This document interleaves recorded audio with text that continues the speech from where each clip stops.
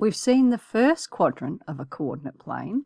Now we're going to look at all four quadrants. Until now, our coordinates have all been positive numbers. That's about to change because have a look at where A is. You can see that A is in the second quadrant. And if we run a line down, x is equal to -3.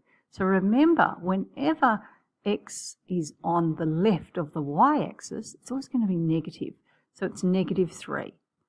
Our y-coordinate, though, is positive. It's above the x-axis. So whenever it's above the x-axis, it's going to be positive. So we've got a +3. So point A is -3, 3. So it's a mixture of positive and negative values. Now what are the coordinates of point B? Point B is actually in the fourth quadrant.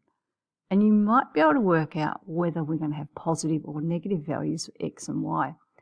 But let's have a look by doing it this way. If we draw a line up to the x-axis, it's actually 6, and that's a positive number.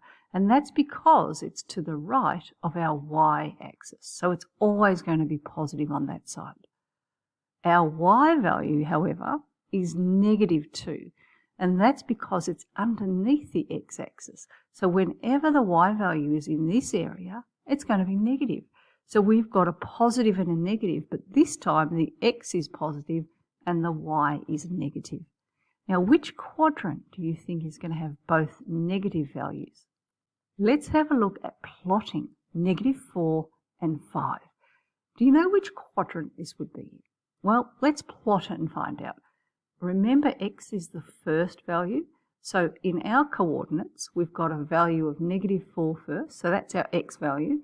So if we run across to x is -4, remember if it's negative, it's to the left of the y-axis. So x is -4. So let's run a line through there.